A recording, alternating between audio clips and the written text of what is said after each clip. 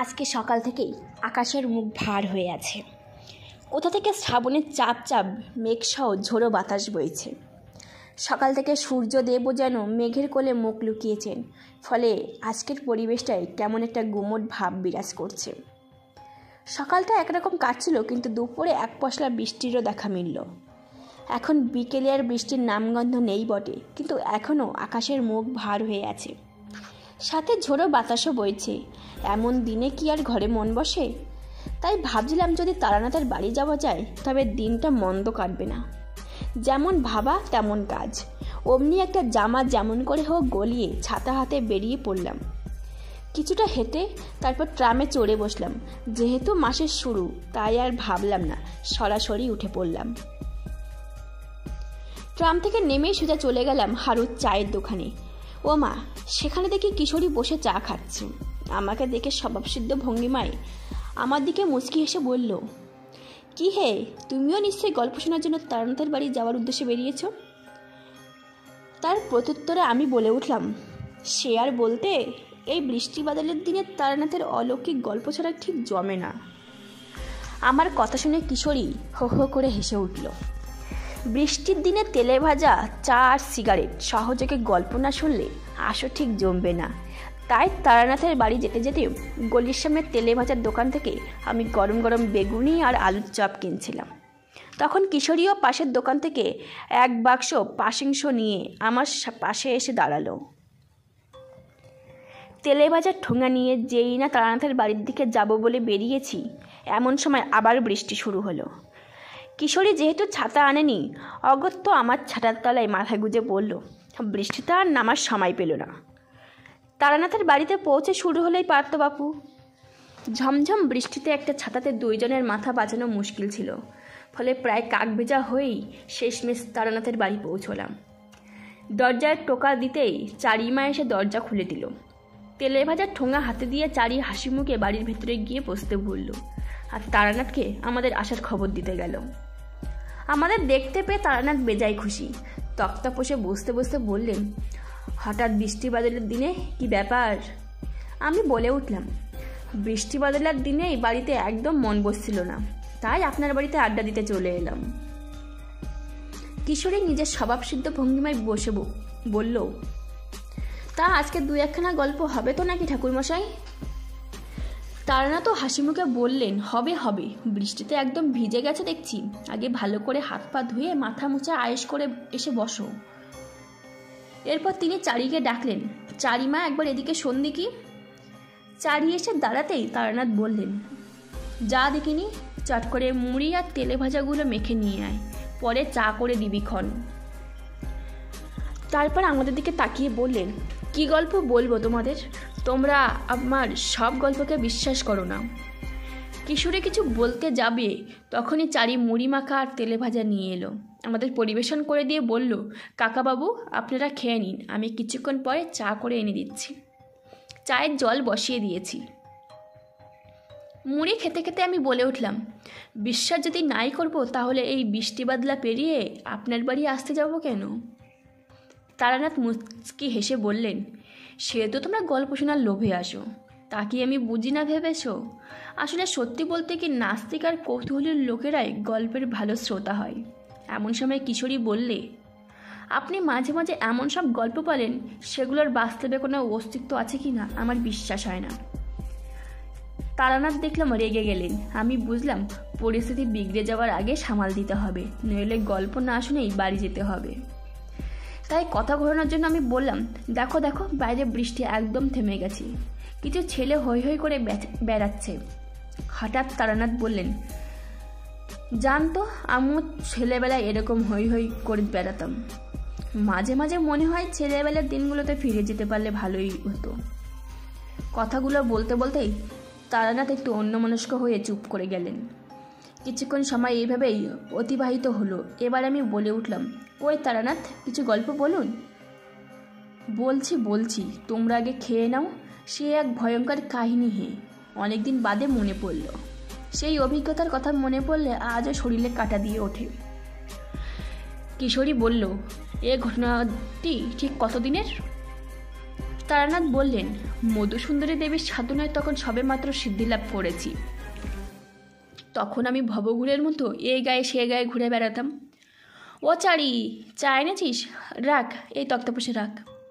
নাও, তোমরা চা খেয়ে নাও। আমরা চায়ে চুমুক দিলাম। আর তারানাথ 3-4 চুমুকের চাটা শেষ করে আমাদের দেওয়া পাশিংশোর বাক্স থেকে একটা সিগারেট বার করে ধরিয়ে তৃপ্তিমুখে ধোয়া ছাড়ল তারানাথ। তারপর কিছুক্ষণ মনের মধ্যে কথাগুলো ঠিকমতো গুছিয়ে নিয়ে তারানাথ গল্প বলতে শুরু করলেন। আমার বয়স তখন 27 কি 28। তখন সবে মধুসুন্দরী দেবীর সাধনায় সিদ্ধিলাভ করেছি। ততদিনে বীরভূমের মাতু পাগলিরও দর্শন লাভ হয়েছে। সে গল্প তো তোমাদের আগেই বলেছি। সত্যি বলতে আমি কখনো অ্যাকশনে বেশি দিন থাকতে পারতাম না, তাই ভবঘুরের মতো এদিক সেদিক, কখনো এ গ্রাম তো কখনো সে গ্রাম ঘুরে বেড়াতাম। ফলে একদিন ঘুরতে ঘুরতে রাতের বেলা এসে পৌঁছালাম পলাশডিহির পাশের ভুবনডাঙ্গা গ্রামে। এই পলাশডিহিতে আমার এক নতুন অভিজ্ঞতা হয়েছিল। সে গল্প না হয় তোমাদের অন্যদিন শোনাবো। ভুবনডাঙ্গায় পা দেওয়া মাত্র আমার কেমন যেন অস্বস্তি বোধ হতে শুরু করলো। মধুসুন্দরী দেবীর কৃপায় আমার এরকম কিছুটা ক্ষমতা লাভ হয়েছিল। কেন জানি না, বারবার মনে হচ্ছিল নিশ্চয়ই গ্রামটিতে কিছু গণ্ডগোল আছে। কিছুটা হেঁটে বুঝলাম চারিদিক শুনশান। সন্ধ্যাবেলাতে কোনো জনমানবের চিহ্ন পর্যন্ত দেখা যাচ্ছে না। গ্রামটিকে চারিদিক যে ভয়ঙ্কর নিস্তব্ধতা গ্রাস করেছে। রাতেও তো কোথাও একটা থাকতে হবে। এদিকে আকাশে মেঘ করেছে, মাঝে মাঝে মেঘের গর্জন শোনা যাচ্ছে। যখন তখন বৃষ্টি নামতে পারে, তাই রাতের আশ্রয়ের জন্য খোঁজ করতে করতে তারানাথ কিছুক্ষণ চলতে চলতে যখন গ্রামের পশ্চিম প্রান্তে এসে পৌঁছালাম, তখন একটি বাড়িতে আলো জ্বলতে দেখলাম। দরজায় গিয়ে কড়া নাড়তেই একজন পুরুষ বেরিয়ে এলেন। তার কাছে নিজের পরিচয় দেওয়াই সে গৃহস্বামী, যেহেতু আমি ব্রাহ্মণ হওয়ায় তিনি অতি ভক্তি করে আমাকে তার গৃহে স্বাগত জানালেন। পঞ্চব্যঞ্জন সহ নানা ধরনের পদ খেতে দিলেন। কিছুক্ষণ কথা বলার পর জানতে পারলাম তার নাম অভয়চরণ পাল। মায়ের মূর্তি গড়ায় তার কাজ। বাড়িতে তিনি, তার স্ত্রী মায়া ও 5 বছরের পুত্র গোপাল থাকে। নানা ধরনের গল্প করতে করতে তাকে জিজ্ঞেস করলাম, আচ্ছা অভয়, তোমাদের এখানে সন্ধ্যার সময় এত পথঘাট শুনশান কেন? এতটা পথ অতিক্রম করলেও কাউকে নজরে পড়ল না। আমার তো মনে হচ্ছে তোমাদের গ্রামে নিশ্চয়ই কিছু গণ্ডগোল রয়েছে। আসল সত্যটি সম্পর্কে তুমি কিছু জানো? জানলে আমায় বলতে পারো, যদি তোমাদের সমস্যার কিছু সমাধান করতে পারি। তারানাথের মুখে কথাটি শুনে অভয় আপ্লুত হয়ে তারানাথের পায়ে লুটিয়ে পড়ল। ঠাকুরমশাই, আমি যা জানি আপনাকে সব বলবো। আমার মন বলছে আপনি পারবেন আমাদের এই বিপদ থেকে রক্ষা করতে। হয়তো উপরওয়ালা আপনাকে আমাদের উদ্ধার করতেই পাঠিয়েছি। তবে আজকে অনেক রাত হয়ে গেছে, আপনিও পথশ্রমে ক্লান্ত। আজকে রাত্রিটা বরং বিশ্রাম নিন। আমি কাল সকালে সেই বিভীষিকা সম্পর্কে যা জানি সব কিছু বলবো। অনেকদিন পর বেশ ভালোই ঘুম হয়েছিল। পরের দিন সকালবেলা ঘুম থেকে উঠে একটু বাইরে বেরিয়েছিলাম গ্রামের সৌন্দর্য উপভোগ করতে। সকালে গ্রামটিকে আর রাতের মতো ভয়ঙ্কর লাগছিল না। আর 5টা সাধারণ গ্রামের মতোই বেশ সুন্দর লাগছিল। তবে একটি জিনিস দেখে অবাক হলাম, এত সকালে কোনো পাখির কোলাহলের শব্দ আমার শ্রুতিগোচর হলো না। ফিরে দেখলাম অভয়ও উঠে পড়েছে। আমাকে দেখে বললে, ঠাকুরমশাই, এত সকালে কোথাও গিয়েছিলেন? আমি বললাম, তোমাদের গ্রামটা একটু ঘুরে দেখতে গিয়েছিলাম। তারপর আমার জন্য জলের ঘটি আর গামছা নিয়ে এলো। আমি অভয় থেকে জলের ঘটিটা নিয়ে পাটা একটু ধুয়ে দিলাম। তারপর গামছা দিয়ে পা মুছে একটু দাওয়াতে এসে বসলাম। অভয় আমার খাওয়ার জন্য তার স্ত্রী মায়ের কাছে তদারকি করতে ঘরে চলে গেল। কিছুক্ষণ পর এক বাটি মুড়ি বাতাসা আর চা নিয়ে মায়া হাজির হলো। চায়ে চুমুক দিয়েই অভয়কে বললাম, তোমাদের গ্রামের বিভীষিকা সম্পর্কে বলবে বলেছিলে, কই বললে না তো? দেখলাম অভয় এবার তাদের গৃহের মাভবানীর উদ্দেশ্যে প্রণাম জানিয়ে বলতে শুরু করলো, আসলে ঠাকুরমশাই, ভুবনডাঙ্গা তো কোনো আর 5টি ছোট গ্রামের মতো নয়, বরং একটা গোটা তালুক বলা যেতে পারে। গোবিন্দপুর, পলাশবাড়ি, ভবানীপুর, ব্রাহ্মণবাড়িয়া, এই 4টি গ্রাম মিলিয়ে একটা বড় তালুক। এই তালুকের বর্তমান জমিদার রুদ্রশঙ্কর মুখার্জি। আমাদের জমিদার মশাই খুব প্রজাদরদী ও অত্যন্ত দয়ালু মানুষ। তার জমিদারিতে আমরা সকল প্রজারা সুখে শান্তিতে বসবাস করছিলাম। তার প্রতি আমাদের কোনো অভাব অনুযোগ ছিল না। আসলে আমাদের সকলের সুখী জীবনের উপর কারোর যেন কুনজর লেগে গিয়েছিল। সেবার সেই তালুকে এক ভয়ঙ্কর উপদ্রব দেখা দিল। গ্রামের বহু ঘর থেকে 8-9 বছর বয়সী ছেলে মেয়েদের কে বা কারা যেন চুরি করে নিয়ে যাচ্ছিল। বেশ কিছুদিন ধরে নানা ধরনের চেষ্টা করেও তাদের টিকিটিও ধরা যাচ্ছিল না। অবশেষে জমিদার মশাই নিজস্ব লেঠেল বাহিনী তো বটেই, তার সাথে সাথে গ্রামের প্রজারাও রাত জেগে পাহারা দিতে থাকলো।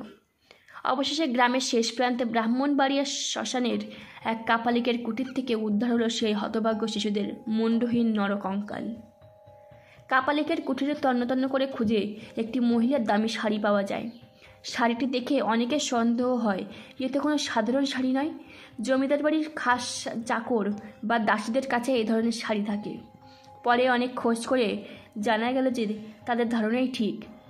এই শিশু চুরির পেছনে জমিদার বাড়ির খাস দাসী কমলিনীর হাত রয়েছে। কমলিনী সারাদিন ভালো মানুষের মুখোশ পরে থাকত, তাই তার উপর কারোর সন্দেহ ছিল না। কিন্তু যেই তাকে উপযুক্ত প্রমাণসহ দীর্ঘ সময় ধরে নানা প্রশ্নের সম্মুখীন হয়, ফলে সে শেষ পর্যন্ত সব কথা স্বীকার করতে বাধ্য হয়। কমলিনী বলতে শুরু করল, সে আর চণ্ডকাপালিক মিলে অমরত্ব লাভের আশায় দীর্ঘ 1 মাস ধরে ছোট ছোট শিশুদের চুরি করে এনে শয়তানের চরণে বলি দিচ্ছিল। তার কথা শুনে জমিদার গিন্নি শশীবালা দেবী বাকরুদ্ধ হয়ে যান।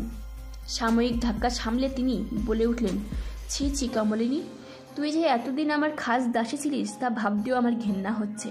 হায় ঈশ্বর, এতদিন আমি দুধ কলা দিয়ে কালসাপ পুষছিলাম, এক্ষুনি দূর হয়ে যা আমার চোখের সামনে থেকে। কানাই সর্দার, যাও, একে এই কাপালিকের যেখানে বিচার হচ্ছে সেখানে নিয়ে যাও। তোমাদের কর্তব্য বা যা সিদ্ধান্ত নেবে তা আমিও পূর্ণ সমর্থন করব। চণ্ডকাপালিককে লেঠেল বাহিনীরা জমিদার মশাইয়ের সামনে বেঁধে আনলে চণ্ডকাপালিক হিসিয়ে বলে উঠল, কাজটা তোরা ভালো করলি না, আর মাত্র 10টা বলি সম্পন্ন করলেই আমাদের কার্য সিদ্ধি হয়ে যেত। প্রভু আমাদের অমরত্ব প্রদান করতেন, আজ তোদের কারণে আমাদের তীরে এসে তরি ডুবে গেল, এর শাস্তি তোদের পেতে হবে। সব কথা শুনে জমিদার রুদ্রশঙ্কর মুখার্জির মুখ রক্তবর্ণ ধারণ করল। ক্রোধে আর সর্বাঙ্গ জ্বালা করছিল। তিনি চিৎকার করে বললেন, তোরা আমার তালুকের নিরপরাধ ছোট ছোট শিশুদের মায়ের কোল থেকে চুরি করে নিজ কার্যসিদ্ধির জন্য হত্যা করেছিস। শ্মশানের পবিত্র ভূমিকে তোরা কলুষিত করেছিস। তোদের এই নিজ কাজের শাস্তি হিসেবে মৃত্যুদণ্ড ধার্য করে তোদের এই হতভাগ্য শিশুদের মতো বলি দিয়ে দেওয়া উচিত।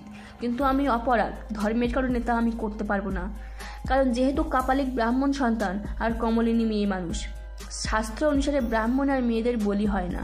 তাই এখনই এই চণ্ড কাপালিককে 1000 গাছ চাবুক মারা হোক, আর কমলিনীর মাথা ন্যাড়া করে ঘোল ঢেলে কাপালিক সহ গাধার পিঠে চড়িয়ে এই গ্রাম সহ আশেপাশের সমস্ত তালুক থেকে বিতাড়িত করা হোক। নায়েব মশাই, আপনি এই মর্মে চারিদিকে ঢেলা পিটিয়ে দিতে বলুন। জমিদারের আজ্ঞা তৎক্ষণাৎ পালিত হলো। চণ্ডা কাপালিককে জল্লাদেশে 1000 ঘা চাবুক মারতে শুরু করলো, আর বিষ্ণু নাপিত কমলিনীর মাথা ন্যাড়া করে ঘোল ঢেলে দিল। তারপর চাবুকের আঘাতে মূর্ছিত কাপালিক সহ কমলিনীকে গাধার পিঠে চড়িয়ে সারা গ্রাম ঘুরিয়ে শেষে গ্রাম থেকে বের করে দেওয়া হলো। পথের মধ্যে যেতে যেতে ছেলে বুড়ো নির্বিশেষে সবাই কাপালিক আর কমলিনীর উদ্দেশ্যে গালাগালি সহ সাপাসাপান্ত শুরু করে দিল। ভিড়ের মধ্যে থেকে কেউ তো আবার ওদের দিকে ঢিল ছুটতে শুরু করলো। ঢিলের আঘাতে কমলিনীর কপাল সহ শরীরের বিভিন্ন অংশ থেকে রক্তপাত হতে লাগলো, কিন্তু তার মুখে কোনো চাঞ্চল্য দেখা গেল না। দাঁতে দাঁত পিষে সে সমস্ত আঘাত সহ্য করতে লাগলো। ধীরে ধীরে সমস্ত আঘাত সহ্য করে তারা গ্রামের সীমানায় এসে উপস্থিত হলো। কিছু সময় পেরিয়ে যাবার পর গ্রামবাসীরা তাদের দুজনকে আর দেখতে পেল না। গ্রামবাসীরা মহানন্দে ফিরে আস্তে আস্তে বলতে শুরু করলো, যাক, আপদ বিদায় হয়েছে, ভগবানের কৃপায় আর জমিদার বাবুর সাহায্যে এই যাত্রায় বিপদে রক্ষা পাওয়া গেল। এবার আমাদের ছেলেপুলে নিয়ে আমরা নিশ্চিন্তে ঘর সংসার করতে পারবো। কিন্তু মানুষ ভাবে এক আর ঘটে আর এক। কিছুদিনের মধ্যে তাদের ধারণা ভুল প্রমাণিত হলো। এতদূর বলে তারানাথ থামলেন। দেখলাম তারানাথের হাতের সিগারেটটা শেষ হয়ে গেছে। কিশোরীকে ইশারা করতে সে পাশিংশর প্যাকেট থেকে একটা সিগারেট বের করে তারানাথকে দিল। তারানাথও আগের পুড়ে যাওয়া সিগারেটে নারকোলের মালায় ফেলে কিশোরীর থেকে সিগারেটটা নিয়ে সেদিকে ধরিয়ে তৃপ্তি মুখে ধোয়া ছাড়ল। কিছুক্ষণ থেমে তারানাথ আবার বলতে শুরু করলো, সেদিনের করা গ্রামবাসীদের অপমান কিছুতেই চণ্ড আর কমলিনী মেনে নিতে পারল না। তাই তারা গ্রামবাসীদের অনিষ্ট সাধনের উদ্দেশ্যে আবার এক ভয়ঙ্কর মারণ খেলায় মেতে উঠেছিল। বেশ কিছুদিন ঠিকভাবে চললেও তারপর কেন জানি না চারিদিকে এত ভয়ঙ্কর নিস্তব্ধতা গ্রাস করেছিল। প্রকৃতিও যেন কোনো বিপদের আগাম সতর্কবার্তা বহন করে চলছিল। ভট্টাচার্য মশাইয়ের সকল থেকে মন ভালো নেই। তিনি ভোররাতে এক দুঃস্বপ্ন দেখেন। স্বপ্নের মধ্যে এক ভয়ঙ্কর প্রেতের অবয়ব দেখতে পান। সেই প্রেত জমিদার মশাইয়ের গলা কেটে ফালা ফালা করে দিয়েছে। জমিদারের গলা থেকে নির্গত রক্ত আনন্দের সহিত পান করে চলেছে। এতদূর দেখে তার ঘুম ভেঙে যায়। ঘুম থেকে উঠে তিনি জমিদারের বাড়ি চলে আসেন। তাকে হন্তদন্ত হয়ে আসতে দেখে জমিদার মশাই কৌতূহল হয়ে জিজ্ঞাসা করলেন, ভট্টাচার্য মশাই, আপনার শরীর ভালো তো? আপনাকে এত চিন্তিত দেখাচ্ছে কেন? জমিদার মশাইয়ের প্রশ্নের উত্তরে তিনি তার ভোররাতে দেখা স্বপ্নের ব্যাখ্যা করেন। সব কথা শুনেই জমিদার মশাই একটু বিমর্ষ হয়ে পড়লেন। মুখে কিছু না বললেও বিষয়টা ভট্টাচার্য মশাইয়ের নজর এড়াতে পারে না। তিনি বলেন, আমাকে এক বিশেষ পুজোর আয়োজনে বসতে হবে। আমি এখন চলি জমিদার মশাই, কাল আবার দেখা হবে। আপনি একটু সাবধানে থাকবেন। রাত্রে চণ্ডাল কাপালিক নিজের হিংসা চরিতার্থ করতে গভীর জঙ্গলে বিশেষ পূজায় বসেছে। রাত যখন গভীর হতে লাগলো, তার ক্রিয়াকলাপ শুরু হতে লাগলো। কলা পাতার উপর জবা ফুলের মালা, রক্তচন্দন, মরার খুলি, বেজির দেহ সহ নানাবিধ উপকরণ সাজানো ছিল। পাশে মহিলাটি আর কেউ নয়, কুকর্মের চিরসঙ্গী কমলিনী। চণ্ডা কাপালিক কমলিনীকে শুকনো কাঠ দিয়ে একটি ধুনি নির্মাণ করতে বলল। কমলিনীও তার কথা মতো ধুনি তৈরি করে ফেলল। ধুনি জ্বলে উঠতেই চণ্ডা কাপালিক পাশে রাখা ছুরি দিয়ে নিজের হাতে একটি ক্ষতের সৃষ্টি করল। সেখান থেকে চুইয়ে পড়া রক্ত পাশে রাখা তাম্রপাত্রে সংগ্রহ করে রক্ত চন্দনার জবা ফুলের সহিত তার নিজের সংগ্রহ করা রক্ত আহুতি দিয়ে পূজা শুরু করল। তারপর মরার খুলিতে কারণ সুধা ঢেলে তা ঢকঢক করে পান করে আবার খনির মধ্যে জবা ফুল সহ মৃত বেজির দেহ অর্পণ করল। সঙ্গে সঙ্গে এক পোড়া বিশ্রী গন্ধে চারিদিক ভরে গেল। এরপর কাপালিক ক্রমাগত মন্ত্রোচ্চারণ শুরু করে দিল। কাপালিকের ক্রমাগত মন্ত্রোচ্চারণের ফলে ধীরে ধীরে পরিবেশ বদলাতে শুরু হয়ে গেল। মন্ত্র পড়া শেষ করে একটি তালপাতায় বিষ্ণু নাপিতের নাম লিখে সেটি 3 বার উচ্চারিত করে ধুনিতে শেষবারের মতো আহুতি দিতেই এতক্ষণ চারিদিক যে পোড়া বিশ্রী গন্ধ ছড়িয়েছিল তার সাথে যুক্ত হলো ধুনি থেকে নির্গত এক জমাট বাঁধা অন্ধকার। সেই অন্ধকার ধীরে ধীরে ভয়ঙ্কর প্রেতের আকার ধারণ করল। তারপর বাতাসে ভর করে কোথায় যেন মিলিয়ে গেল। চণ্ডা কাপালিক ও কমলিনী অট্টহাস্যে ফেটে পড়ল। পরদিন সকালে কালুডোম মরা পোড়াতে যাওয়ার সময় শ্মশানের পাশে ব্রাহ্মণী নদীর ধারে বিষ্ণু নাপিতের ছিন্ন ভিন্ন মৃতদেহটি আবিষ্কার করল। যেন 4-5 জন লোক মিলে নৃশংসভাবে বিষ্ণুকে মেরে ব্রাহ্মণী নদীর চড়ায় পুঁতে রেখে গেছে। কথাটি চারিদিকে ছড়িয়ে পড়তেই বেশিক্ষণ সময় লাগলো না। অনেকে সেই ভয়ঙ্কর মৃতদেহ দেখতে ভিড় করেছে। মৃতদেহের বিভৎসতা দেখে কেউ কেউ তো মূর্ছা গেল, আবার কেউ সেখানে বমি করে ফেলল। মৃতদেহের সৎকার করতে করতে দুপুর পেরিয়ে গেল। যেহেতু বিষ্ণুর কেউ ছিল না, সে বিয়ে থা করেনি, তাই তার অন্তিম কর্মের দায়িত্ব কালুডোম নিজেই করেছিল। বিষ্ণুর মৃত্যুটা অনেকেই মেনে নিতে পারল না। সবাই প্রমাদ গুনতে লাগলো, তাহলে কি গ্রামে ঠগীদের আগমন ঘটল?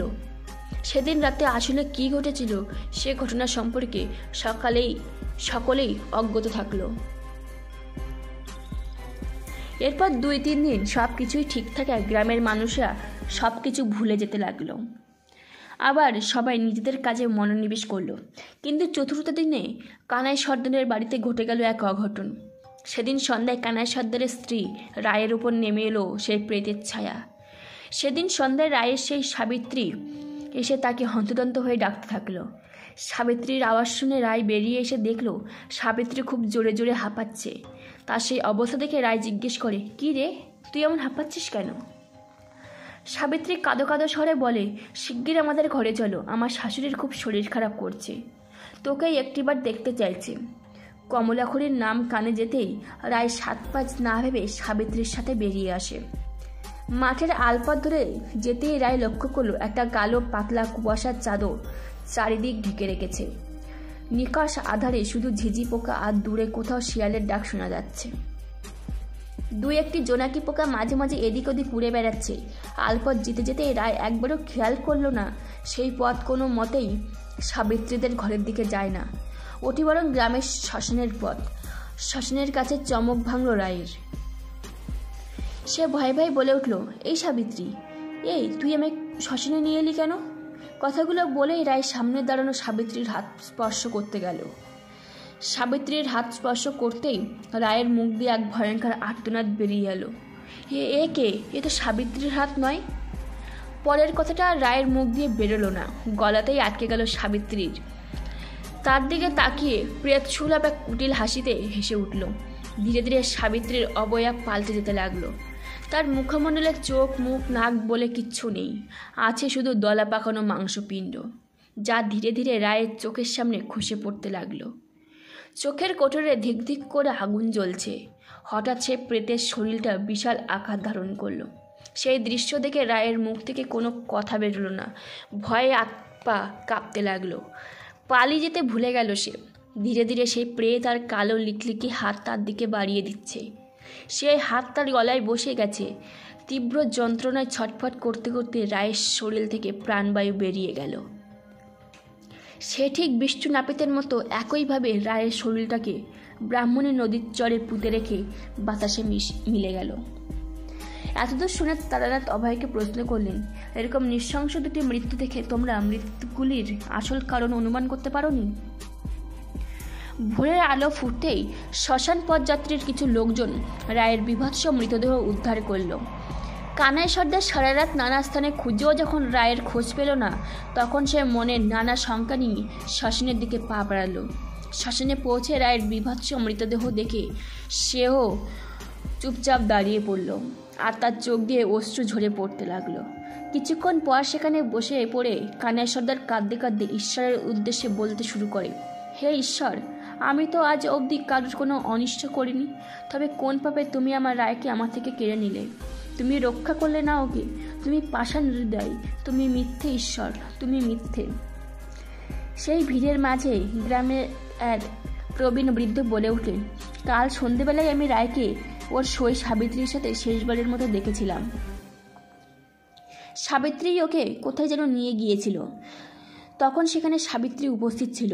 সে কাঁদতে কাঁদতে প্রতিবাদ করে বললে, আপনি কি বলছেন খুড়োমশাই? আমি তো কাল রাতে আমার বাপের বাড়ি গিয়েছিলাম। সকালে গ্রামে ফিরে যখন রায়ের মৃত্যুর কথা শুনলাম, আমি তৎক্ষণাৎ এখানে ছুটে এলাম শেষবারের মতো আমরা সইকে দেখতে। সব কথা শুনে বৃদ্ধের কপালে চিন্তার ভাঁজ পড়ল। এতটা ভুল কিভাবে হলো তার? কিছু বুঝতে উঠতে না পেরে তিনি বললেন, ও তা হবে হয়তো, বয়সের ভারে অন্ধকারে মনে হয় ভুল দেখেছিলাম। তাই বলে তিনি চুপ করলেন। রায়ের মৃত্যুতে গোটা গ্রাম জুড়ে নেমে এলো শোকের ছায়া। শেষকৃত্য সম্পন্ন করে কানাই সহ শ্মশান যাত্রীর দল বাড়ি ফিরল। পরপর দুটি বীভৎস মৃত্যুতে গ্রামের মধ্যে চাপা আতঙ্ক ছড়িয়ে পড়ল। কিন্তু তাদের মৃত্যুর প্রকৃত কারণ তাদের মধ্যে বোধগম্য হলো না। সেদিন রাত্রেই ঘটে গেল এক দুর্ঘটনা। ঘরে জল শেষ হয়ে যাওয়ায় হারাধন মুদির বিধবা স্ত্রী কুসুম রাতেই পুকুর পাড়ে জল ভরতে গিয়েছিল। মাথা নিচু করে 7 পাঁচ ভাবতে ভাবতেই ঘরের দিকে এগোতে যেতেই পাশের ঝোপ থেকে একটা খড়খড় শব্দ শুনতে পেল।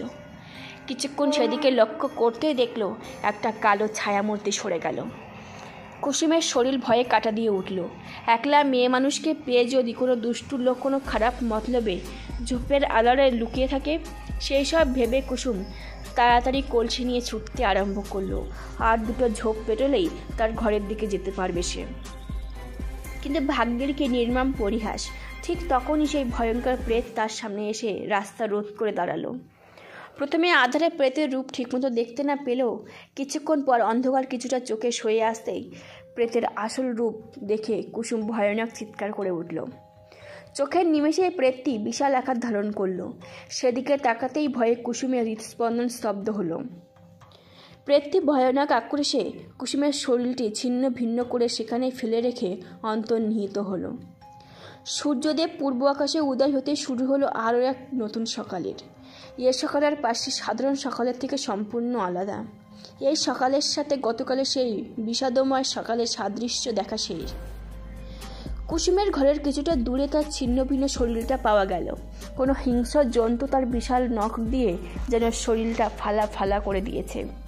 এই দৃশ্য দেখে যে কোনো সুস্থ স্বাভাবিক মানুষের শিদ্রা বেয়ে একটা হিমেল স্রোত বয়ে যায়। বিষণ্ণ হৃদয়ে তারা যে যার কাজে চলে যায়। কালু ডমি কুসুমের অন্ত্যেষ্টি সম্পন্ন করে। একে একে 3টি বীভৎস মৃত্যু হওয়ার ফলে জমিদার রুদ্রশঙ্কর মুখার্জি সন্ধ্যায় এক সভার আয়োজন করলেন। নায়েব মশাই সেই সবাই যোগদান দিতে রওনা হতেই রাস্তার পাশে বিশ্বাসদের বাঁশঝাড়ের উপর একটা নড়াচড়া করতে দেখলেন। তার হাতে থাকা লণ্ঠনটা সেদিকে ঘোরাতেই তিনি দেখলেন একটা চাপ চাপ অন্ধকার সেখানে বসে আছে। সেই দৃশ্য দেখে নায়েব মশাইয়ের আর কিছু বুঝতে বাকি থাকে না। তিনি রাম রাম ধ্বনি দিতে দিতে জমিদার বাড়ির দিকে দৌড়াতে শুরু করলেন। একদম জমিদার বাড়ির সামনে তিনি টাল সামলাতে না পেরে হোঁচট খেয়ে পড়ে গেলেন। সাময়িক উত্তেজনার ফলে তিনি চেতনা হারালেন। তড়িঘড়ি বৈদ্যমশাইকে খবর দেওয়া হলো। তিনি কিছু সময়ের পর জমিদার বাড়িতে এসে উপস্থিত হলেন। তারপর নায়েব মশাইয়ের কিছুক্ষণ সেবা শুশ্রূষা করতেই তার জ্ঞান ফিরল। জ্ঞান ফিরতেই তিনি সমস্ত ঘটনা বলতে শুরু করলেন। সবাই যোগদান দিতে রওনা হতেই রাস্তার পাশে বিশ্বাসদের বাঁশঝাড়ের উপর কিছু একটা নড়াচড়া করতে দেখলাম। হাতে থাকা লণ্ঠনটা সেদিকে ঘোরাতেই দেখলাম একটা চাপ চাপ অন্ধকার সেখানে বসে আছে। অভিজ্ঞ জমিদার মশাই বুঝতে পারলেন নায়েব মশাইয়ের চেতনা হারানোর আসল কারণ। আর 3টি বীভৎস মৃত্যুর কারণও তার কাছে আর অজানা রইল না। জমিদার সকলের উদ্দেশ্যে বলে উঠলেন, গ্রামে ভয়ঙ্কর অশরীরের আগমন ঘটেছে। সবাই মায়ের মন্দিরের পবিত্র জবা ফুল নিয়ে দল বেঁধে বাড়ি ফেরো। সাবধানের মান নেই, গ্রামের ভয়ঙ্কর অশরীরের আগমন ঘটেছে। সেই এতদিন এই ভয়ঙ্কর হত্যালীলা চালাচ্ছে। ফলে সবাই যেন বিকেলের মধ্যে সমস্ত কাজ সম্পন্ন করে নিজের ঘরে চলে যায়। সন্ধ্যার সময় যেন কেউ বাড়ির বাইরে না থাকে। নায়েব মশাই, আপনি কাল সকালেই এই মর্মে ঢেরা দেওয়ার ব্যবস্থা করুন। সবাই দল বেঁধে মায়ের পূজার ফুল সঙ্গে নিয়ে দুরু দুরু বক্ষে নিজের ঘরের দিকে রওনা হলো।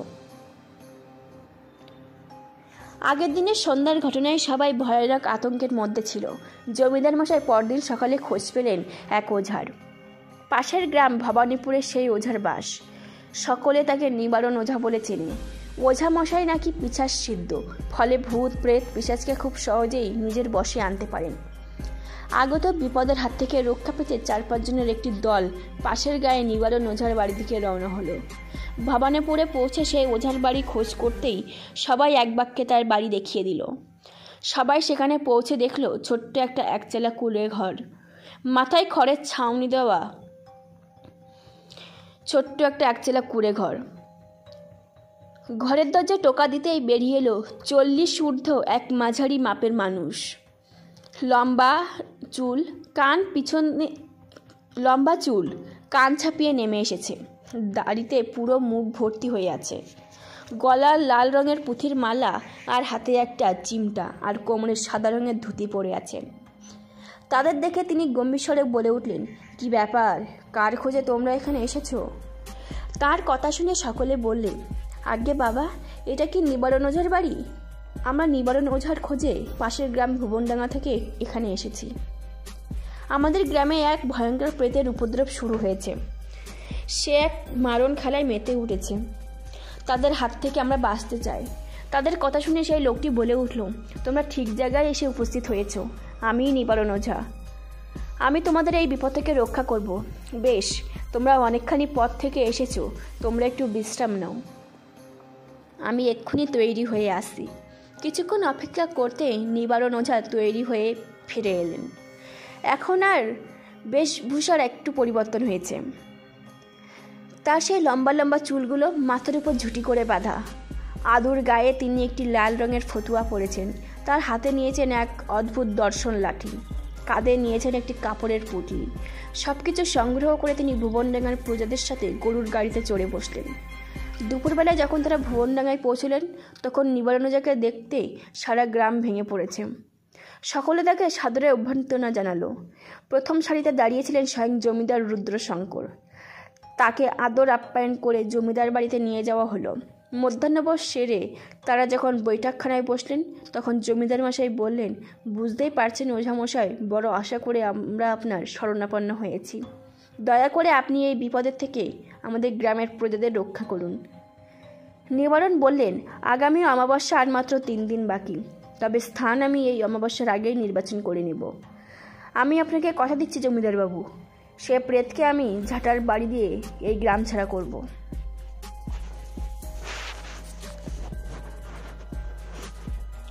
নিবারণ ওঝার সমস্ত কথা শুনে জমিদার মশাই বললেন, বেশ সোজা মশাই, আপনার যা যা জিনিস লাগবে আমাকে বলবেন, আমি সব ব্যবস্থা করে দেব। আপনার যা যা লাগবে আমি সব দিতে রাজি, আপনি শুধু এই গ্রামকে এই ভয়ঙ্কর অপশক্তির হাত থেকে রক্ষা করুন। জমিদার মশাই কথার প্রত্যুত্তরে নিবারণ ওঝা বললেন, আপনি নিশ্চিন্তে থাকুন জমিদার মশাই। পরদিন সকালেই জমিদার রুদ্রশঙ্কর মুখার্জির 2 জন লেঠেল সহ নিবারণ ওঝা সমস্ত গ্রাম ঘুরে দেখলেন, আর সবার সাথে অল্প বিশ্রাম কথাও বললেন। সারা গ্রাম ঘুরেও সেই অপশক্তির কোনো চিহ্ন খুঁজে পেলেন না। 2 দিন এইভাবেই কাটল। অমাবস্যার দিন সকালবেলা একখানা লম্বা ফর্দ জমিদার রুদ্রশঙ্করের হাতে তুলে দিলেন নিবারণ ওঝা। 2 দিন এইভাবেই কাটল। সেই এক লম্বা ফর্দ দেখে জমিদার বুঝলেন অসারের তর্জন গর্জন সার।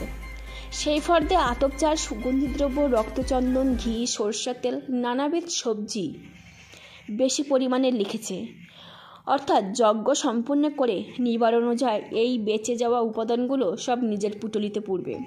পরক্ষণেই জমিদার নিজের মনকে বোঝালেন, সে যাই হোক, এ বিপদ থেকে রক্ষা পাওয়ার জন্য যা খরচা হবে তা আমাকে করতেই হবে, এত ভেবে কাজ নেই। রুদ্রশঙ্কর তার হাতের ফর্দ আর 1 থলি টাকা নিজের ভৃত্যের হাতে দিয়ে তাকে পাঠিয়ে দিলেন বাজারে। সমস্ত গ্রামবাসীদের নিবারণ জানিয়ে দিলেন, আজ রাতে তিনি গ্রামের শ্মশানে ব্রাহ্মণী নদীর চরে যজ্ঞে বসবেন, আর সবাইকে বারবার সাবধান করে দিলেন কেউ যেন আজ রাতে নিজের ঘর থেকে না বেরোয়। তাদেরকে সতর্ক না করলেও চলতো, কারণ 3টি মৃত্যুর ঘটনার পর কেবল রাতে ঘরের বাইরে বেরোনো তো দূর, সন্ধ্যার পর নিজের ঘরের দরজা জানলা অবধি খুলতে ভয় পায়। ক্রমে সূর্যদেব অস্ত গেলেন, ঘনীভূত হলো গাঢ় অন্ধকার। একটি ভয়ঙ্কর লোহহর্ষক পরিবেশের সৃষ্টি হয়। অন্ধকার নামার সাথে সাথেই সন্ধ্যা নামা মানেই এখন ভুবনডাঙ্গার মানুষের কাছে এক ভয়ঙ্কর বিভীষিকার আগমনের সূচনা। আজ অমাবস্যার কারণে অন্য দিনের তুলনায় চারিদিকে দুর্ভেদ্য অন্ধকার বিরাজ করছে, যেন সারা গ্রামে কোথাও কোনো প্রাণের অস্তিত্ব নেই। চারিদিক শুনশান নিঝুম হয়ে আছে। একটি পিন ফেললে সে শব্দ স্পষ্ট শোনা যাবে। রাত ধীরে ধীরে গভীর হতে লাগলো। যজ্ঞের সমস্ত সামগ্রী ঠিকমতো গুছিয়ে নিয়ে যজ্ঞে বসলো নিবারণ ওঝা। সে মনে মনে ভাবল, সাধারণ একটা বিধেয় আত্মাকে বিতাড়িত করতে তাকে বেশি বেগ পেতে হবে না, ফলে যজ্ঞের বেঁচে যাওয়া বিভিন্ন সামগ্রী সে নিজের কাছে রাখতে পারবে। তার মুখে ফুটে উঠল এক আত্মতৃপ্তির হাসি। হাসতে হাসতেই বলে ফেলল, মারিত গন্ডার, লুটিত ভাণ্ডার। প্রথমে নিবারণ ওঝা সাদা বালি দিয়ে একটি যজ্ঞ অঙ্কন করলেন। সেই যজ্ঞটি দেখতে অনেকটা ত্রিভুজের মতো। সেই ত্রিভুজের 3টি কোণে রাখলেন একটি করে মরার খুলি, আর যন্ত্রের মধ্যে রাখলেন একখানা মাটির প্রদীপ। নিজের আঙুল কেটে সেখান থেকে নির্গত রক্ত দিয়ে খুনির কপালে একটি করে তিলক অঙ্কন করলেন। চন্দন কাঠের বেদি তৈরি করে তারপর তাতে অগ্নি নিক্ষেপ করে যজ্ঞের শুরু করলেন তিনি। এরপর একে একে মন্ত্রোচ্চারণের সাথে সাথেই তিনি যজ্ঞের আগুনে গৃহাহুতি দিতে লাগলেন। সেই হোমের আগুনে চারিদিক আলোকিত হচ্ছিল। এদিকে জমিদার সহ সমস্ত গ্রামবাসী ঈশ্বরের কাছে প্রার্থনা করতে লাগলেন, আজকে যেন নিবারণ ওঝার হাতে সেই অপশক্তির বিনাশ ঘটে, কাল যেন এক নতুন সকালের সূচনা হয়। চন্দ্রকপালী গভীর জঙ্গলে আবার যজ্ঞে বসেছে। তার 2 চোখে প্রতিফলিত হচ্ছে সামনে জ্বলতে থাকা আগুনের প্রতিচ্ছবি। কিছুক্ষণ ধ্যানের পর সে বলে উঠল, কি রে, ওই নিবারণ ওঝা ব্রাহ্মণী নদীর চরে যজ্ঞে বসেছে দেখছি, দাঁড়া, এক্ষুনি ওর যজ্ঞে বসা আমি বার করছি। এই বলে সে ভয়ঙ্কর অট্টহাস্য করে বলতে লাগলেন, সেই মূর্খ তুচ্ছ ওঝা কিনা ভেবেছে আমার প্রতিশোধের খেলায় বিঘ্ন ঘটিয়ে এই গ্রামের লোকেদের রক্ষা করবে, তা আমি কিছুতেই হতে দেব না। তীব্র ধিক্কার জানিয়ে কাপালিক আবার নিজের চোখ বন্ধ করল। এরপর সে বিড়বিড় করে এক অজানা মন্ত্র পাঠ শুরু করল। সাথে সাথে ক্রমাগত যজ্ঞে আহুতি দিতে থাকলো। কিছুক্ষণ এভাবেই চলছিল। হঠাৎ চন্দ্র কাপালিক চোখ খুলল। ততক্ষণে মন্ত্রোচ্চারণ বন্ধ হয়েছে। এই নিশুতির রাত হয়েছে সম্পূর্ণ শব্দহীন। এদিকে নিবারণ ওঝার চারিদিক পাশে ক্রমে এক চাপা ভ্যাপসা দুর্গন্ধ ছড়িয়ে পড়ছে। সে দুই হাতে নিজের নাক চেপে ধরে অনবরত মন্ত্রপাঠ চালিয়ে যাচ্ছে। হঠাৎ সে শুনতে পেল শ্মশানে একটি মেয়ের কান্নার শব্দ। সেই শব্দের সন্ধান করতেই হঠাৎ সে কি মনে করে যজ্ঞ সম্পন্ন না করেই উঠে পড়ল। কিছুটা পা এগোতেই সে দেখল একজন গৃহবধূ অজরে কেঁদেই চলেছে। মেয়েটির থেকে 5 হাত দূরত্বে রেখেই বাজখাই গলায় নিবারণ বলে উঠল, কে রে তুই? এত রাত্রে শ্মশানে মরতে এসেছিস কেন? আমি তো আজকে সবাইকে বারবার বারণ করে দিয়েছিলাম কেউ যেন শ্মশানে না আসে, তাও কেন তুই এখানে এসেছিস? এত প্রাণের একটুও ভয় নেই নাকি রে? নিবারণের কর্মীর গলার স্বর শুনে মেয়েটি ভয় ভয় বলল, আমার স্বামী প্রতিদিন আমার উপর অকথ্য অত্যাচার করে, আমি আর তার অত্যাচার সহ্য করতে পারছি না, তাই আমি এই ব্রাহ্মণ নদীতে আত্মহত্যা করতে এসেছিলাম। মেয়েটির কথা শুনে নিবারণ একটু বিরক্ত হয়ে বলল, জানিস না আত্মহত্যা মহাপাপ? তুই চিন্তা করিস না, আমি তোকে কিছু শিকড় দেবো, তা প্রতিদিন তোর স্বামীকে খাবারের সাথে মিশিয়ে খেতে দিবি, দেখবি তোর স্বামী ভালো মানুষ হয়ে যাবে, তোর সাথে তুই সুখে দুঃখে সংসার করতে পারবি। একদম মরার কথা মাথা থেকে ঝেড়ে ফেল। আর এত কথার মধ্যে তোর নামটাও তো জানা হলো না, তোর নাম কি? কোন বাড়ির বউ তুই? আগে আমার নাম রাধারানী, আপনাকে যে জমিদার ডেকে এনেছেন সেই জমিদার বাড়ির লেঠেল সদরের বউ আমি। ও, তুই জমিদারের খাস লেঠেল বৃন্দাবনের বউ? এবার বুঝলাম। বেশ চল, আর কিছুক্ষণের মধ্যেই ভোর হবে, তুই আমার যজ্ঞস্থলে চল, আমি যজ্ঞ সম্পূর্ণ করেই তোকে সেই ঔষধি দেব। আচ্ছা বাবা ঠাকুর, চলুন। নিবারণ কিন্তু রাধারানীর মুখে সেই কুটিল হাসির দিকে একবারও খেয়াল করল না। নিবারণ যজ্ঞস্থলে উপস্থিত হয়ে আবার মন্ত্র পড়া শুরু করলো। মন্ত্রোচ্চারণের সাথে সাথেই যজ্ঞে আহুতি দিতে থাকলো, কিন্তু হঠাৎ তার নজর গেল রাধারানীর দিকে। যজ্ঞের আগুনের শিখায় তার শরীরের কোনো ছায়া দেখা যাচ্ছে না। নিবারণের আর বুঝতে বাকি থাকলো না সামনে থাকা বউটি আসলে কে। রাগে কাঁপতে কাঁপতে নিবারণ চিৎকার করে উঠল, ওরে শয়তানি, তুই তবে সেই প্রেত যে এতদিন ধরে গায়ের লোকগুলোকে খেয়েছিস, এই বউটাকে খেয়েছিস, আর তার শরীরে বাসা বেঁধে আজ তুই তোর জমের ঘরে পা রেখেছিস। কিন্তু আমাকে তুই চিনিস না, আমার শক্তি সম্পর্কে তোর কোনো ধারণা নেই। নিবারণের কথা শুনে রাধারানীর রূপী প্রেতটি খিলখিল করে হেসে উঠল।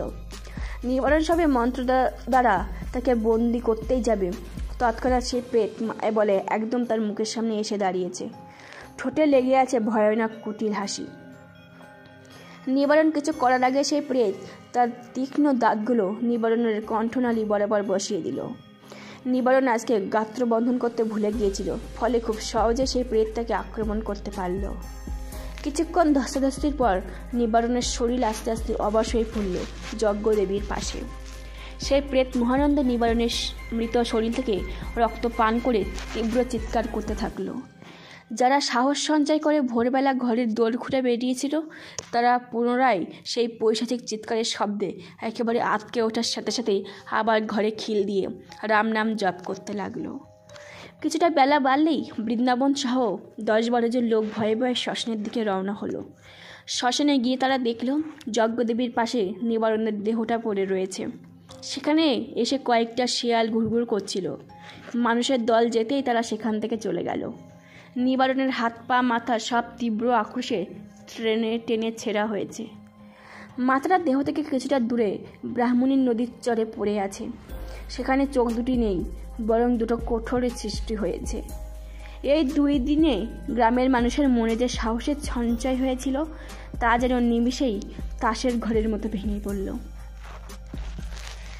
এতদূর বলে অভয় এতক্ষণে একটু চুপ করল। সব শুনে তারানাথের কপালেও চিন্তার ভাঁজ সৃষ্টি হলো। তিনি বললেন, সবই তো বুঝলাম অভয়, তুমি একবার আমাকে জমিদার বাড়িতে নিয়ে চলো, সেখানে গিয়ে সমস্ত ঘটনাটি নিয়ে জমিদার মশাইয়ের সাথে একবার আলোচনা করতে হবে। বেশ ঠাকুরমশাই, আমি আপনাকে জমিদার বাড়ি নিয়ে যাব। আমার বিশ্বাস আপনিই পারেন আমার গ্রামকে এই সমূহ বিপদের হাত থেকে রক্ষা করতে। তারানাথ অভয়ের সাথে জমিদার বাড়ির উদ্দেশ্যে রওনা দিল। অভয়কে আসতে দেখে লিটল বাহিনীর সর্দার বৃন্দাবন জিজ্ঞেস করল, কি হে পালমশাই, আপনি এত সকালে এখানে? জমিদার বাবুর কাছে কোনো বিশেষ দরকার রয়েছে নাকি?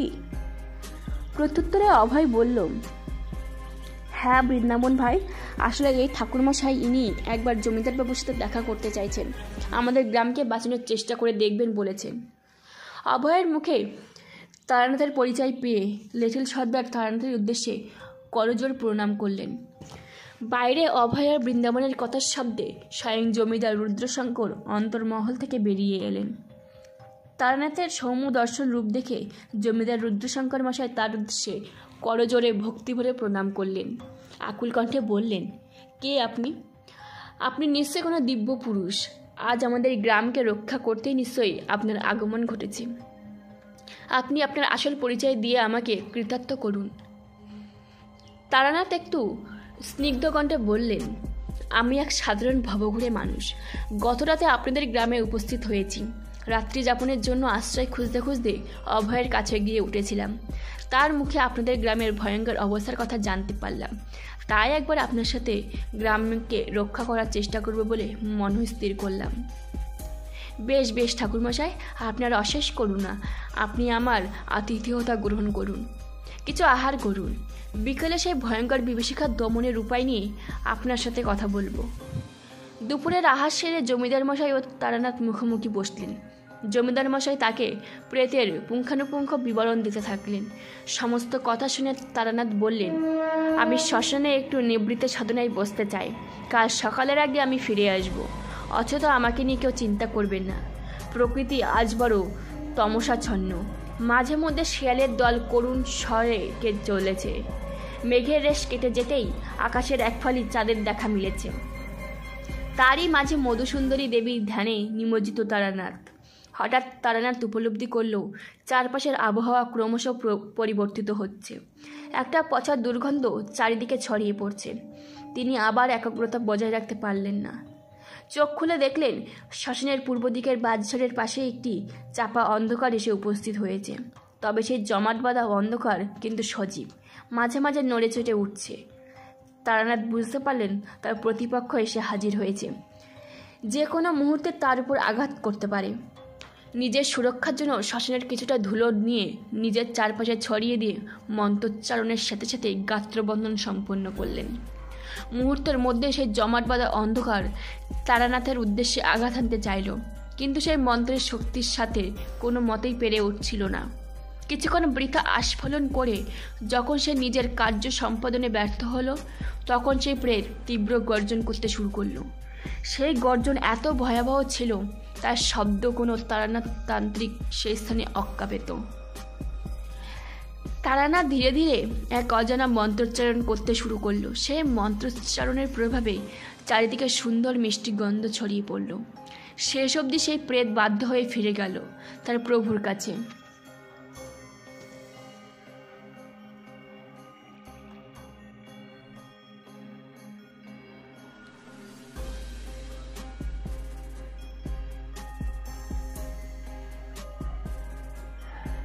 ততক্ষণে ভোরের আলো ফুটেছে।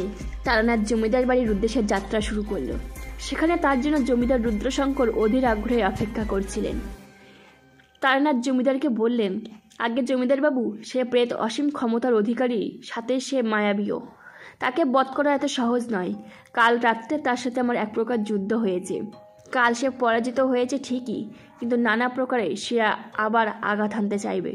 জমিদার রুদ্রশঙ্কর বললেন, কিন্তু ঠাকুরমশাই, এই প্রেতের আগমন কিভাবে ঘটেছে তা সম্পর্কে কিছু জানতে পেরেছেন? তারানাথ চোয়াল কঠিন করে বললেন, আসলে জমিদার বাবু, এই প্রেত নিজে থেকে আপনাদের গ্রামে আসেনি। কোনো তান্ত্রিক তার প্রতিশোধ পূরণের জন্য পাতালের গভীরের অন্ধকার থেকে তাকে সাধনার মাধ্যমে নিয়ে এসেছে। তারানাথের কথা শুনে জমিদার সিদ্ধারা বেয়ে একটা ঠান্ডা স্রোত বয়ে গেল। ভয়ে ভয়ে তিনি বললেন, তার মানে এই ভয়ঙ্কর প্রেতকে আহ্বান করে মারণ খেলায় মেতে উঠেছে? যে তান্ত্রিক এই প্রেতকে জাগ্রত করেছে সেও অসীম শক্তিধর। আমার অনুমান এই ভয়ঙ্কর তন্ত্রক্রিয়া আপনাদের গ্রামের সীমানার মধ্যেই করা হচ্ছে। নিশ্চয়ই সেই দুরাচারী এখানে কোথাও আত্মগোপন করে রয়েছে এবং রাতের বেলায় সে মারণ খেলায় মেতে উঠছে। আমাকে আর সারাদিন এই গ্রামের চারিদিকে ঘুরে দেখতে হবে কোথায় সেই দুরাচারী আত্মগোপন করে রয়েছে। আপনি আমাকে একজন সাহসী লোক দিন, যে আমাকে গোটা গ্রামটি ঘুরিয়ে দেখাতে পারবে। পরদিন সকালে তারানাথ বৃন্দাবন এবং অভয়কে সঙ্গে নিয়ে গ্রামের সব নিরিবিলি স্থানগুলি একে একে ঘুরে ঘুরে গ্রামের সব পর্যবেক্ষণ করতে লাগলেন। কিন্তু সকাল থেকে দুপুর হয়ে গেলেও কোনো সন্দেহজনক কিছু নজরে এলো না। ঘুরতে ঘুরতে তারা গ্রামের একদম শেষ প্রান্তে ময়নাগুড়ির জঙ্গলের কাছে চলে এসেছিল।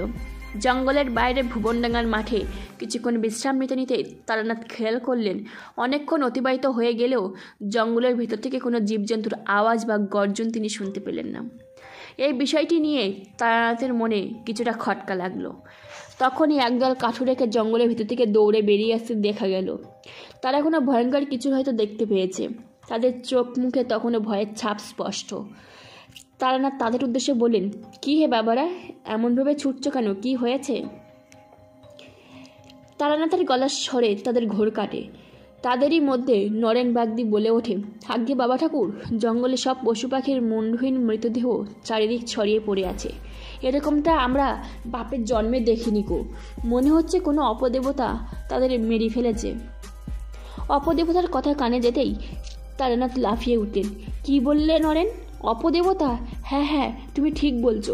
সেই অপদেবতা জঙ্গলের সমস্ত পাখিদের হত্যা করে তাদের রক্ত নিজের তৃষ্ণা নিবারণ করছে। চলো অভয়, চলো বৃন্দাবন, আর আমাদের দেরি করে চলবে না। আমরা আবার ঠিক সেই পিশাচ সিদ্ধ সাধকের ডেরার খোঁজ পেয়ে যাব। হঠাৎ তারানাথ কিছু চিন্তা করে ওদের দুজনকে বললেন, আমি ভেতরে যাচ্ছি, তোমরা দুজন জঙ্গলের বাইরে অপেক্ষা করো। ভেতরে নানা বিপদ ওত পেতে বসে আছে, কিন্তু ঠাকুরমশাই, আমরাও আপনার সাথে যেতে চাই।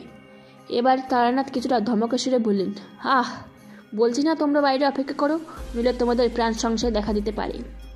আর তাছাড়া ওই সাধককে আমার উপস্থিতি সম্পর্কে খুনাক্ষরেও জানতে দিলে চলবে না। আমি সাধককে উচ্চশিক্ষা দিয়েই তোমার কাছে ফিরে আসছি। তোমরা এখানেই অপেক্ষা করো।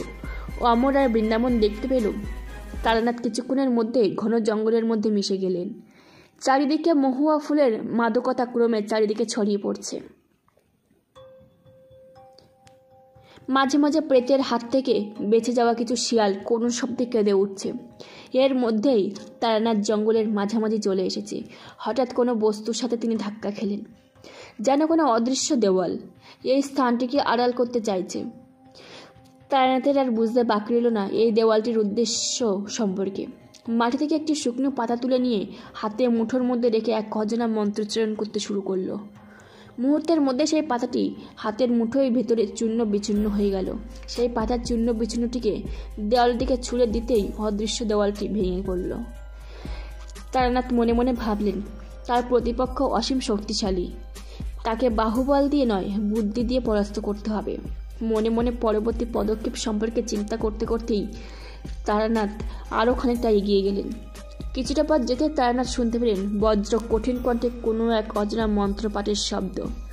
গভীর উপাসনা করতে ব্যস্ত কোনো এক উপাসক। হঠাৎ সেই সাধকের পাশ থেকে শুনতে পাওয়া গেল এক নারীর কণ্ঠস্বর। সেই নারীটি রাগস্বরে বলে উঠল, তোমার পোষা প্রেতটা তো ওই নতুন তান্ত্রিকের কোনো ক্ষতি করতে পারল না।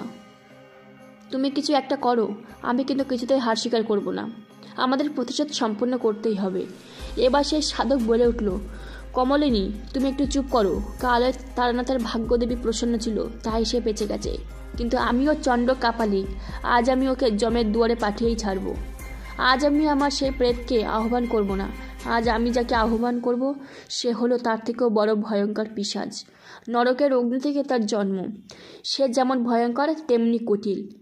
কমলিনী কৌতূহলে হয়ে জিজ্ঞেস করল, কি নাম তার? চণ্ড বললে, ডুমুরি পিশাচ। তবে একে আহ্বান করে যাকে শিকার হিসেবে চিহ্নিত করা হয় তাকে যদি কোনো কারণে হত্যা করতে না পারে, তবে যে বা যারা তাকে আহ্বান জানিয়েছে তাদের হত্যা করে। তাদেরকে কাটা মস্তক সাথে নিয়ে আবার নরকে প্রবেশ করে। পিশাচের ভয়াবহতার কথা শুনে কমলিনী আটকে উঠল। সে বলল, একে না রেখে অন্য কোনো অপদেবতাকে আহ্বান করো। আমরা কেন জানি না মন কু রাখছে। চণ্ডকাপালিক অহংকার তার প্রতিশোধের আগুনে ঠিক ভুলের বিচার করতে পারে না। ফলে সে নতুন করে যজ্ঞে বসে। এতক্ষণ তারানাথ সমস্ত কিছু গাছের আড়ালে লুকিয়ে শুনছিলেন। চণ্ডকাপালের কথা শুনে তিনি কিছুটা ভয় পেয়ে যান। এবার তার প্রতিপক্ষ নরকের ভয়ঙ্কর ডুমরি পিশাচের ফলে একটু ভুল করলে তার সাথে জমে মানুষের টানাটানি শুরু হতে পারে। গভীর মুখে চিন্তা করতে করতে তিনি জঙ্গলের বাইরে বেরিয়ে এলেন। তাকে দেখে অভয় এবং বৃন্দাবন তারানাথের দিকে দৌড়ে এলো। তারানাথের মুখে চণ্ড কাপালিকের নাম শুনে অভয় ভয়ে ভয়ে বলল, ও তবে সে দুষ্টু কাপালিক আবার ফিরে এসেছে। এবার কি হবে ঠাকুরমশাই, আপনি কিছু একটা করুন। তারানাথ অমরকে আশ্বাস দিয়ে বললেন, তুমি চিন্তা করো না, আমি ঠিক কোনো উপায় খুঁজে বের করব অমর। আজ আমি এর শেষ দেখে ছাড়ব। তারা তিনজনে জমিদার বাড়ির দিকে রওনা হলেন। ততক্ষণে সন্ধ্যা নেমে এসেছে। নাথ মন্দিরে তখন সন্ধ্যা আরতি শুরু হয়েছে। সেদিকে তাকাতেই তারানাথ মুখে একটা হাসির ঝিলিক দেখা গেল। দৌড়ে তিনি জমিদার মশাইয়ের কাছে গেলেন। জমিদার মশাই বললেন, বলুন ঠাকুরমশাই, কিছু জানতে পারলেন? উত্তরে তারানাথ বললেন, আমি পরে আপনাকে সব জানাবো জমিদার মশাই। আজ এক ভয়ঙ্কর বিপদ আসতে পড়বে আমাদের উপর। আমি গত রাতে যাকে পরাজিত করেছিলাম সেই প্রেতের থেকেও শক্তিশালী এক পিশাচ আজ এই গ্রামকে ধ্বংস করতে আসছে। ফলে আমি আপনাকে যেমনটা বলবো সেভাবে যদি কাজ করা যায় তবে আমরা সকলকে রক্ষা করতে পারবো। সেই পিশাচের মূল লক্ষ্য আমি এবং আপনি। তবে কোনো কারণে যদি তার রোষ সাধারণ প্রজাদের উপর পড়ে, তাই আপনি সকলকে এক্ষুনি নাট মন্দিরে এসে উপস্থিত হতে বলুন। কেউ যেন বাদ না থাকে। আর সারা রাত সকলে ঠাকুরদালানে মায়ের আশ্রয়ে থাকবো। মা থাকতে কোনো পিশাচ তার সন্তানদের ক্ষতি করতে পারবে না। তারানাথের কথা মতো জমিদার রুদ্রশঙ্কর সকল গ্রামবাসীদের ঠাকুরদালানে আশ্রয় নিতে বললেন। শয়ে শয়ে ভীত গ্রামবাসী ঠাকুরদালানে এসে আশ্রয় নিল। এদিকে চণ্ড কাপালিক যজ্ঞে অন্তিম আহুতি সম্পূর্ণ করেছে। চারিদিকে ভয়ঙ্কর বজ্রপাত শুরু হয়েছে। প্রকৃতিও আজ অশান্ত হয়ে উঠেছে। হঠাৎ মাটি মাঝ বরাবর ভাগ হয়ে এক বিকট দর্শন ছায়ামূর্তি বেরিয়ে এলো। আর সেই ভয়াল দর্শন রূপ দেখে কমলিনী মূর্ছা গেল। কিন্তু চণ্ড কাপালিক সেই পিশাচের চোখে মুখে চোখ রেখে আদেশ করল, যা, তুই আজ তোর শিকার জমিদার রুদ্রশঙ্কর আর তারানাথ এদের ভবলীলার সাঙ্গ করে দিয়ে আয়। এই পিশাচ মাথা নেড়ে অদৃশ্য হলো। কিছুক্ষণের মধ্যেই সেই ভয়ানক ডুমরি পিশাচ জমিদার বাড়িতে প্রবেশ করে নিজের শিকারদের খুঁজতে লাগলো। কিছুক্ষণের মধ্যেই তার নজরে এলো মন্দিরের গর্ভগৃহে বসে রয়েছে তার দুই শিকার। নিজের কার্য সম্পাদনের উদ্দেশ্যে সেই পিশাচ তাদের উপর ঝাঁপিয়ে পড়তে গেল, কিন্তু কোনো এক অদৃশ্য দেওয়ালের সাথে তার ধাক্কা লাগলো। বারবার চেষ্টা করেও তার বিফল হলো। তখন সে নিজের মায়া বিস্তার করতে চাইল, কিন্তু সেখানে স্বয়ং মহামায়ের অবস্থান। সেখানে কি কোনো পিশাচ নিজের মায়া বিস্তার করতে পারে? ফলে এবারেও সে ব্যর্থ হলো। ভয়ঙ্কর হুঙ্কার ছাড়তে ছাড়তে সে অদৃশ্য হলো। তারপর সেই ডুমরি পিশাচ তীব্র আক্রোশে চণ্ড কাপালিক আর কমলিনীর দিকে ধাবিত হলো। চোখের নিমেষে সে চণ্ড আর কমলিনীর সম্মুখে উপস্থিত হলো। তার ভয়ঙ্কর চাহনি দেখে চণ্ড ভয়ে বাক্রুদ্ধ হয়ে গেল। কমলিনীর হৃদযন্ত্র প্রায় বিকল হয়ে চলল। ঠিক তখনই ওই পিশাচ ওদের দুজনের উপর ঝাঁপিয়ে পড়ল। নারী পুরুষের তীব্র আর্তনাদের শব্দে সারা জঙ্গল কেঁপে উঠল। সেই ডুমরি পিশাচ নিজের তীক্ষ্ণ নখ দিয়ে ওদের মস্তক ধর থেকে আলাদা করে দিয়ে তাদের সেই কাটা মুন্ডু নিজের সাথে নিয়ে পাতালে প্রবেশ করল। পরের দিন সকালে জঙ্গলে কমলিনী এবং চণ্ড কাপালিকের মস্তকহীন মৃতদেহ পাওয়া গেল। বৃন্দাবন সহ অনেক গ্রামবাসী সে মৃতদেহ প্রত্যক্ষ করে এসেছে। জমিদার বাড়িতে সকলে একে একে এসে আমাকে ধন্যবাদ জানায়। এই ভয়ানক বিপদের হাত থেকে রক্ষা করার জন্য আমাকে বেশ কিছুদিন সেখানে থাকার জন্য জমিদার রুদ্রশঙ্কর মশাই অনুরোধ করেছিলেন, কিন্তু জানোই তো আমি বেশি দিন এক স্থানে থাকতে পারি না। ফলে জমিদার সহ সকল গ্রামবাসীদের বিদায় জানিয়ে নতুন গন্তব্যের উদ্দেশ্যে রওনা হলাম। গল্প শেষ করে তারানাথ বলল, কি হে, আজকের গল্প কেমন লাগলো? আমরা সমস্যারে বললাম, দারুণ দারুণ। তারানাথের বাড়ি থেকে বেরিয়ে আমি কিশোরীকে জিজ্ঞেস করলাম, তা ভাইয়া, আজকের গল্প তোমার বিশ্বাস হলো? কিশোরী মুচকি হেসে বলল, ওসব বাদ দাও, আজকের দিনটা তো ভালোই কাটলো।